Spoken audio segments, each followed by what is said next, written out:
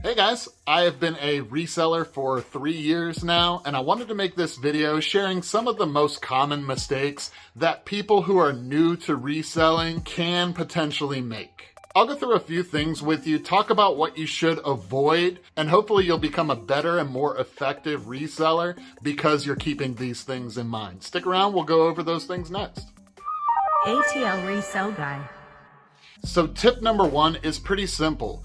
Start small and source local. What that means is try to find items that are on your way to and fro, places that you're already going. That way you're not going out of your way in order to source your first items. Just start with things that are real convenient for you. Another great idea, which people always recommend when you first start selling on eBay, just sell the things that you have sitting around the house that you're not using and don't need. That's a great way to just get some initial sales. Another good idea for new resellers is to watch content creators like myself who have been reselling already. When I first started, I was watching YouTube videos of people that are full-time resellers. They already have a great idea of value of items before they even have to look it up. It'll help you find your niche in the reselling community. It's a great place to start if you're lost and you just don't really know what you want to sell. Buying a little bit of this, trying out a little bit of that, just to kind of see what works and what doesn't. The idea is to minimize your risk. Don't put a lot of money all on the line when you're doing something like that. Tip number 2 is sell things that you have a general interest in. If you're into clothing and fashion, look for brand names, things that you're familiar with, things that you know. I myself, I like video games. I have a ton of video games and I like to sell video games. I prefer something that's small, compact, and just easy to ship. And speaking of shipping, tip number 3, if you're going to be selling on a platform online like eBay, which is my preferred platform, I sell 100% of my inventory on eBay, you gotta have shipping supplies. There's nothing worse than making a sale of an item and having no box, no packing material, nothing to actually put it in the mail and send it off to somebody.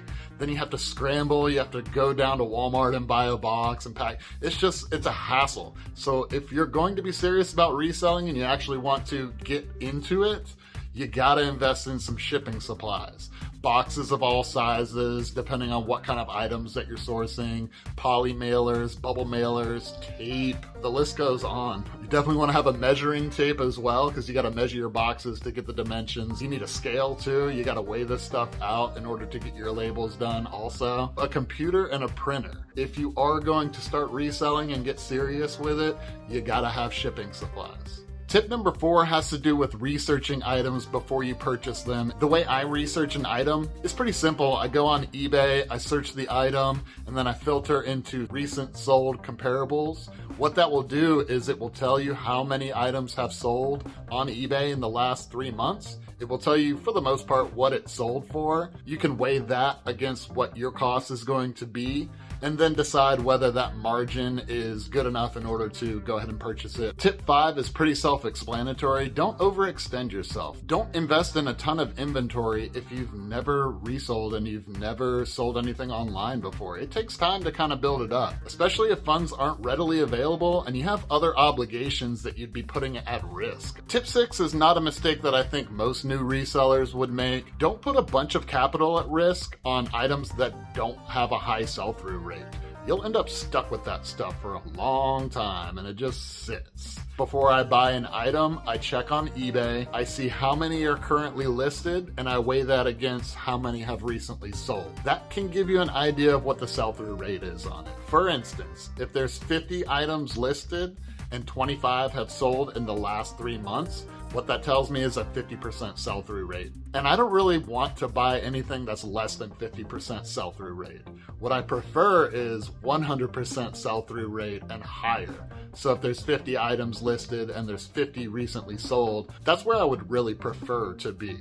And speaking of inventory management, tip number 7 is pretty basic as well. If you're going to be buying stuff to resell, you need a place to keep it. Designate somewhere at your place, whether it be a closet, a shelving unit, big boxes in the garage. Designate somewhere that you're going to be able to keep all this stuff. I'll tell you, once you get building and snowballing, you're going to definitely want a designated place for it. Otherwise, it starts spilling out into hallways. it can get out of control really quick, especially if you get that bug. Once you get like a great sale and you're like, wow, this is amazing, I can do this. Make sure you've got somewhere that you can keep all the stuff. And this last tip, tip 8, kind of goes without saying. Don't jump headfirst into it without any kind of experience. Don't attempt to go full-time reselling if you really don't know what you're doing, or you don't have proven sales, if you don't have a consistent place that you can source from. There's a number of factors that people tend to just let get lost in the shuffle when they get blinded by the thrill and the excitement of reselling. You gotta stay grounded.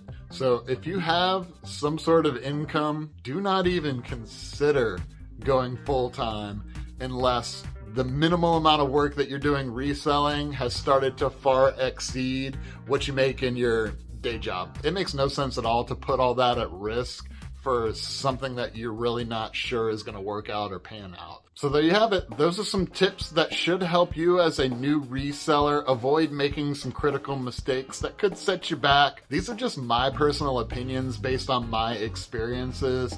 Everybody's is going to be different depending on how they approach it. If you have something else that you think should be included with this, comment down below. I'm probably missing a bunch of really obvious common mistakes that newbie resellers could be making as well. But I just wanted to put something together for you guys just to kind of help you out as you're getting started. That way you can minimize risk and increase your potential gains. That's going to be it for this video, guys. Thank you for tuning in and watching. ATL Resell Guy signing out. Up